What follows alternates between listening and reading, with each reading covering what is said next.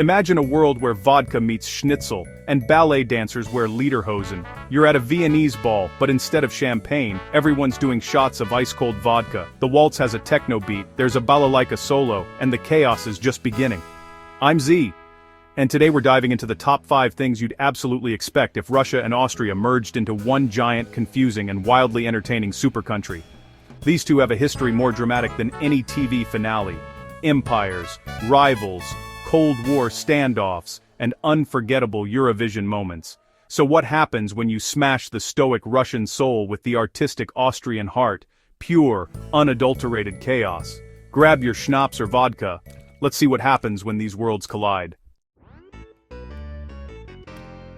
When cultures merge, food gets the first makeover. Enter Vodka-Infused Sachertorte. Take Vienna's classic chocolate cake, soak it in premium Russian vodka, and suddenly dessert is both a treat and a survival tool. Austrians discover the secret to Russian winter resilience: internal heating, courtesy of cake.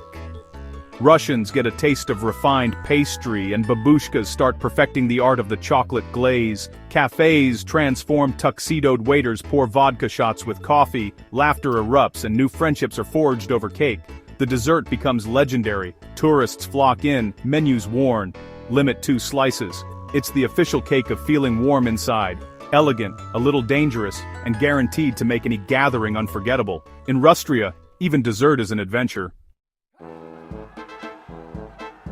Now, to the Winter Olympics, where Russia's power meets Austria's alpine mastery. Together, they'd be unstoppable. Picture the opening ceremony: Russian athletes in Tyrolean hats, Austrians yodeling with Cossack dance kicks, figure skating routines set to Viennese waltzes, with costumes blending leotards and tailcoats, ski jumpers trained by the Bolshoi Ballet, landing with Russian folk dance kicks.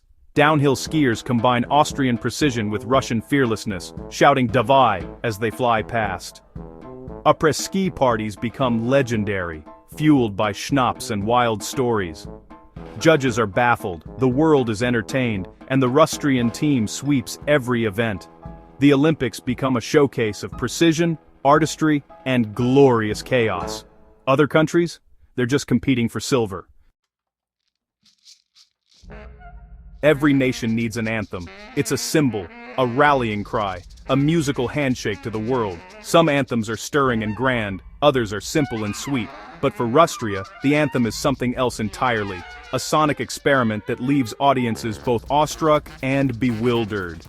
Austria's anthem. It's a wild mashup of Tchaikovsky's epic orchestration. Think thunderous strings, triumphant brass, and sweeping melodies, colliding headlong with the joyful, echoing calls of alpine yodeling.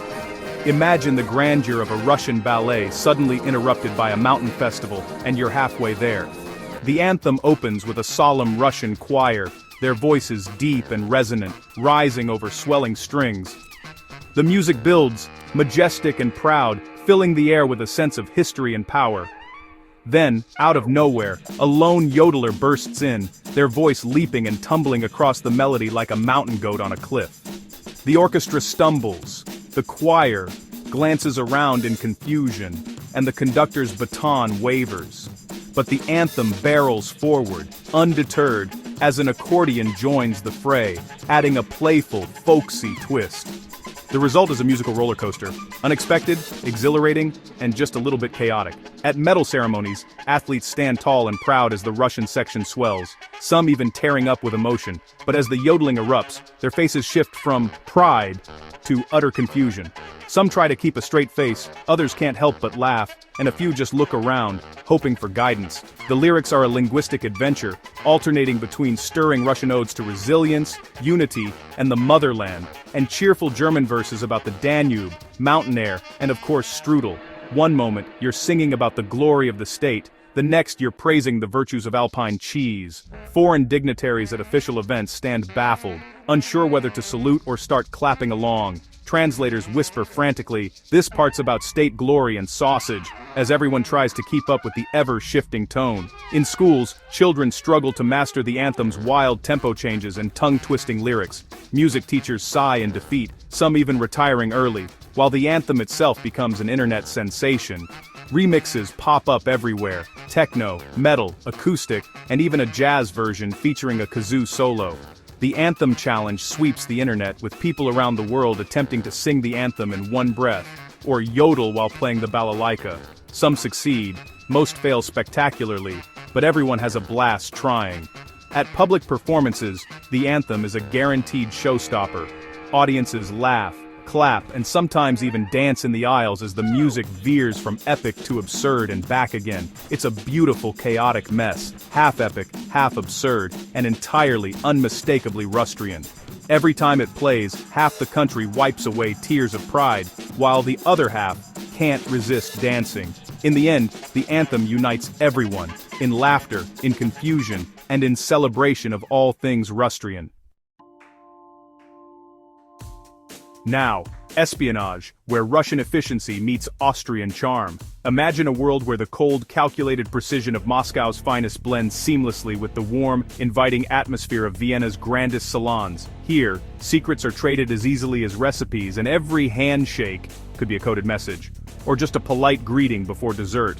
The new secret police? Tactical Lederhosen reinforced for gadgets. Picture a crisp uniform, but with hidden pockets for micro-cameras, encrypted phones, and maybe a strudel recipe or two. These agents blend in at Oktoberfest and surveillance operations alike, always ready for action, or a pastry break. Picture agents built like Russian bears, tailing targets in leather shorts and suspenders. Subtlety is gone. Their presence is impossible to ignore, but that's the point. Intimidation with a side of old-world flair. They move through cobblestone streets with the confidence of men who know both the KGB handbook and their grandmother's apple strudel recipe by heart. Meet Ivan Schmidt, KGB steely gaze, strudel obsession, and disarming politeness. He can break a code or a walnut with equal ease, and his idea of small talk is a debate over the best apricot jam. Ivan's reputation precedes him, feared by enemies, adored by bakers. Vodka, straight, and a small piece of cake, please. In this world, even drink orders are a test of loyalty. The right combination might unlock a dossier, or just a second helping of dessert. Interrogations use guilt and hospitality. We're disappointed, tell us the codes, then coffee and cake. The pressure is subtle but relentless, with a side of whipped cream. Resistance crumbles faster than a fresh pastry. Gadgets are a mix of poison dart cuckoo clocks and laser sausage slicers, courtesy of Gunther and Svetlana. Every household item is a potential tool of the trade, from explosive Schnitzel mallets to bugged teapots. Innovation thrives where danger meets domesticity. Car chases in plush Ladas, yodeling over the radio, and code names like Agent Schnitzel and the Yodeler. The pursuit is as much about style as it is about speed, with alpine hairpin turns and a soundtrack that's equal parts suspense and slapstick. Honeypot traps involve home-cooked meals so good, villains spill secrets willingly.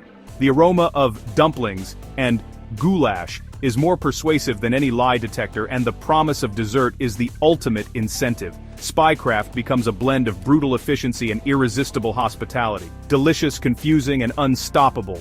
In this world, the line between friend and foe is as thin as a strudel crust, and every meal could be your last, or your greatest victory. At last, we arrive at the ultimate spectacle, the true battlefield of music, drama, and glitter.